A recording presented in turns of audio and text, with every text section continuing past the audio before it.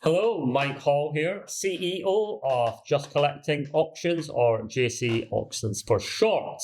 Now, today I would like to share with you some stamps that properly caught my attention when I was describing them for this auction. And I'm going to specialise in the British Commonwealth and Empire section of the sale. Now, the great thing about the British Commonwealth and Empire is it covers all the 7 continents of the world. Unfortunately, I don't have anything from Antarctica in the sale, albeit there are stamps from that area. But I will be covering the other 6 continents. So the first stamp I'd like to show you is from Asia, and it's from Ceylon, modern day Sri Lanka. Now, hopefully you can see this clearly on the screen. Now, the opening bid for this item that you would need to place is £240 and it has an estimate of £750 to £1,000. Now, the reason this caught my eye is that quite simply, this is the finest quality block of early Ceylon stamps I've ever handled in my entire 25 years plus working with stamps. Just have a look at the colour quality of that. It's the colour itself, which is just unbelievable. Now, what makes this block particularly rare is it includes a rare watermark variety with the watermark being reversed. Now, these early Ceylon stamps were printed in London by the printers De La Rue in the short Crown Colonies period. And they were only in circulation for a short period when they were eventually replaced in 1872. The final thing I would point your attention to in this block is the face value of 2 shillings. Clearly, it was a lot of money at that time, and as a result, very few mint blocks remain in existence today, making it quite an exceptional rarity. Africa, this one I have picked is from South Africa, and it is another block of 4. Now, the opening bid you would need for this is more at 2,800. The estimate on it is £4,000 to £5,000. Well, what you're looking at right now is the most important government official rarity from South Africa.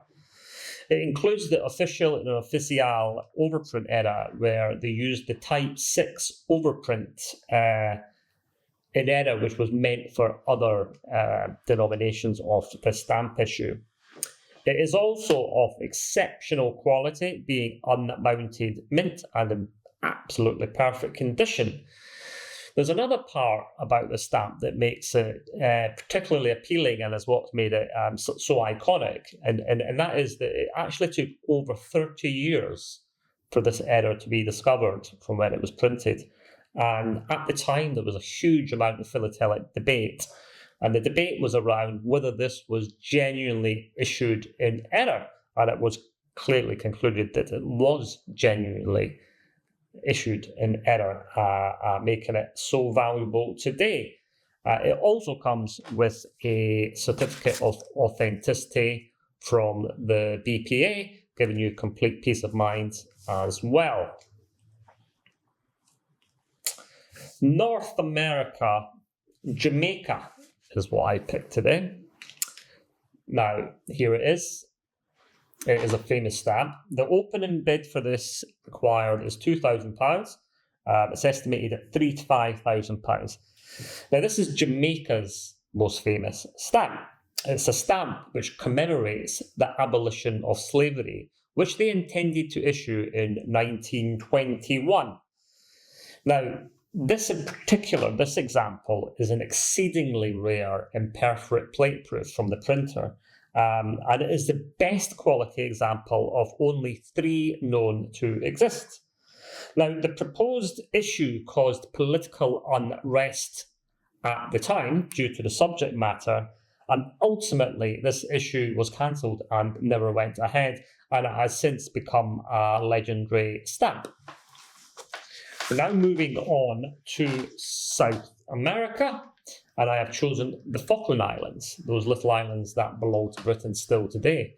And This one I picked is a modern error for a change, and the opening bid required on this is £640, and the estimate is £1,000 to £2,000.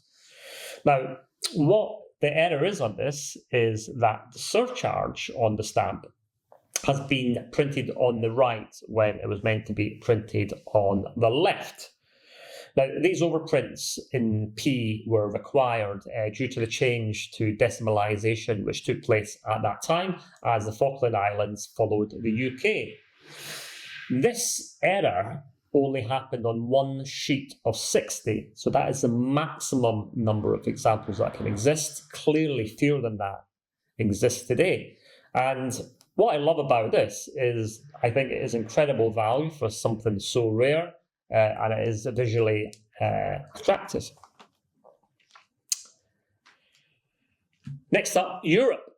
Gibraltar is where I went to, and I seem to have a passion for blocks today, but this is another block from Gibraltar. And the open bid on this is £360. Estimate is £1,000 to £1,250. Now, this wasn't a very difficult one for me to select to feature because this is unique. It's a unique piece as a positional block with the watermark inverted error that this block contains. It is also a lovely, fine and fresh mint piece. The bottom two stamps in particular are unmounted mint. And in my view, the ability to acquire something unique for under £1,000 is a steal. So I felt compelled to feature this in my selections. Now, my final selection, I do not have with me, unfortunately, but I will be sharing it with you on the screen. And here it is. Now, this is the star of the show from New Zealand. The opening bid required for this is £3,200, and the estimate is £10,000 to £12,500. Now, what you are looking at right now is the most important rarity from New Zealand. It is New Zealand's first postage stamp with the iconic Shallon head design. But what makes this particular example special is all about the cancellation. Because in 1861, the printers Perkins Bacon struck 6 examples with an oval cancelled hand stamp. And these were presented to members of Rowland Hill's family. And Rowland Hill's obviously the father of the postage stamp, responsible for the penny black. So what you're looking at right now is among the most coveted of rarities from the entire British Empire, not just New Zealand. Now, this one of the 6 stamps that exist is position 5. There is only 4 today that remain in private hands. The other 2 are in the New Zealand Post Office collection and in the Royal Philatelic collection. So this is a true privilege to handle today. It is currently secure in our museum vault, and it will be released when we find a buyer for it at the sale. One final point on this exceptional rarity is that the last time this example appeared in a public sale was in 2006. And I should know because I was there. It was at the Washington Stamp Exhibition where Spink sold it for $43,600. That's all I'd like to share with you today. Watch out for further videos where I'll be sharing items from different areas of the sale, and I look forward to speaking to you then. Thank you.